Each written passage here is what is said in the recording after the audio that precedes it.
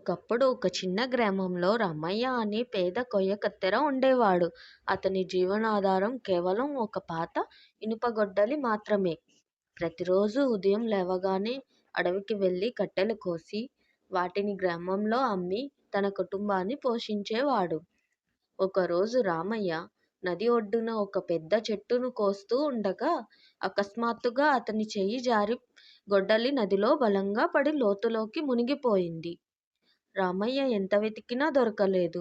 గొడ్డలి లేకపోతే తన జీవనం కష్టమవుతుందని అతను ఆవేదనతో కూర్చొని ఏడవసాగాడు. ఆ సమయాన నదిలోంచి ఒక ప్రకాశవంతమైన దేవత బయటకి వచ్చింది. రామయ్య, నీవెందుకు ఇంతగా బాధపడుతున్నావు అని అడిగింది. రామయ్య తన దుస్థితి మొత్తం వివరించాడు.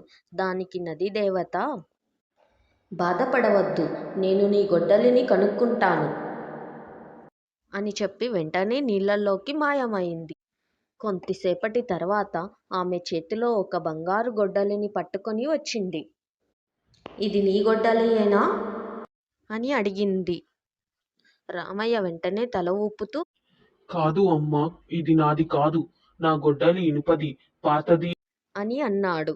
దేవత మళ్ళీ నీళ్లలోకి వెళ్ళి ఒక వెండి గొడ్డలి తీసుకువచ్చింది.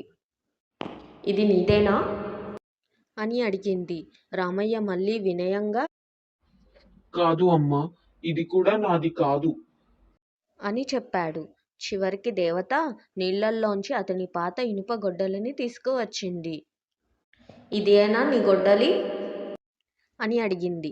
రామయ్య ఆనందంతో కళ్ళు మెరిసిపోతూ, అవును అమ్మా, ఇదే నా గొడ్డలి అని చెప్పాడు. అతని నిజాయితీకి దేవత చాలా సంతోషించింది. రామయ్య, నీ నిజాయితీ నాకు ఎంతో నచ్చింది. అందుకే నీ పాత గొడ్డలితో పాటు ఈ బంగారు వెండి గొడ్డళ్లను కూడా నీకే బహుమతిగా ఇస్తున్నాను అని ఆశీర్వదించింది. అలా రామయ్య నిజాయితీ వల్ల 3 గొడ్డళ్ల యజమానిగా మారాడు.